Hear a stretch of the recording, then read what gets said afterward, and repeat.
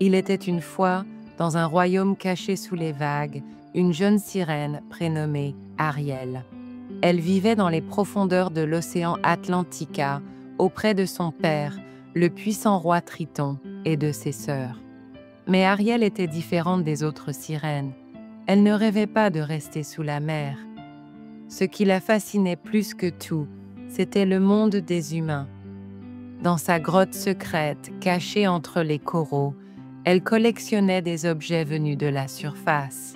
Chandeliers, instruments de musique, livres abîmés par l'eau, tout ce que les humains laissaient tomber dans la mer devenait pour elle un trésor. Elle passait des heures à contempler ces objets, s'imaginant leur vie, leur quotidien, leur liberté. J'aimerais tant marcher, danser, courir, vivre là-haut. Son ami fidèle, Polochon, un petit poisson jaune et bleu, l'accompagnait partout, bien que toujours un peu effrayé. Et Sébastien, le crabe conseiller du roi, tentait souvent de la ramener à la raison. Mais le cœur d'Ariel était libre et rêveur. Un jour, alors qu'une tempête faisait rage à la surface, Ariel aperçut un navire en détresse. Sans hésiter, elle nagea au milieu des vagues pour sauver un jeune homme tombé à l'eau. C'était le prince Éric. Elle le ramena sur le rivage, posa sa tête sur ses genoux et lui chanta une douce mélodie. Lorsqu'il ouvrit brièvement les yeux, il vit son visage, ses cheveux flamboyants, et entendit sa voix avant de s'évanouir à nouveau. Ariel s'éclipsa juste avant que les humains n'arrivent. De retour dans l'océan, Ariel était changée. Elle était tombée amoureuse, et cette fois, ce n'était plus un rêve. Elle voulait le revoir, lui parler, marcher à ses côtés. Mais le roi Triton, en apprenant qu'Ariel avait sauvé un humain, entra dans une terrible colère. Il détruisit sa collection, pensant la protéger du danger. Ariel s'enfuit en larmes, le cœur brisé. C'est alors que deux murènes, servantes d'une redoutable sorcière, vinrent lui chuchoter une solution interdite. Ursula, la sorcière des abysses, pouvait exaucer son vœu. Ariel accepta, poussée par l'amour. Ursula lui proposa un marché cruel. « Je te donne des jambes, mais en échange, tu me donnes ta voix. » Ariel signa, sa voix disparut, et en un tourbillon magique, elle devint humaine. Elle se réveilla sur la plage, nue, tremblante mais heureuse.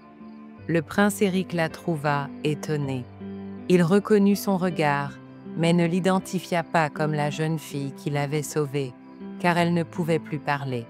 Il l'amena à son château. Ariel découvrit la vie terrestre, les vêtements, les repas, les promenades au coucher du soleil. Éric, intrigué par elle, passait du temps à ses côtés.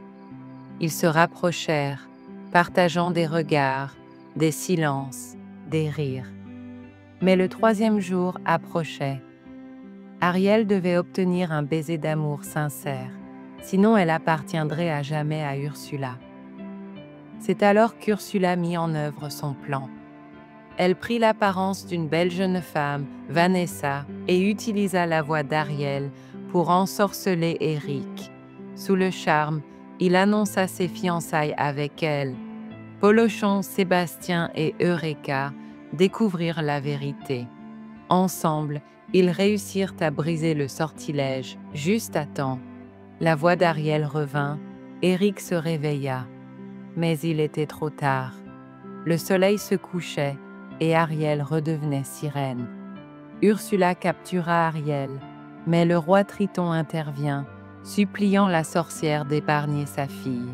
Il échangea sa propre liberté contre celle d'Ariel.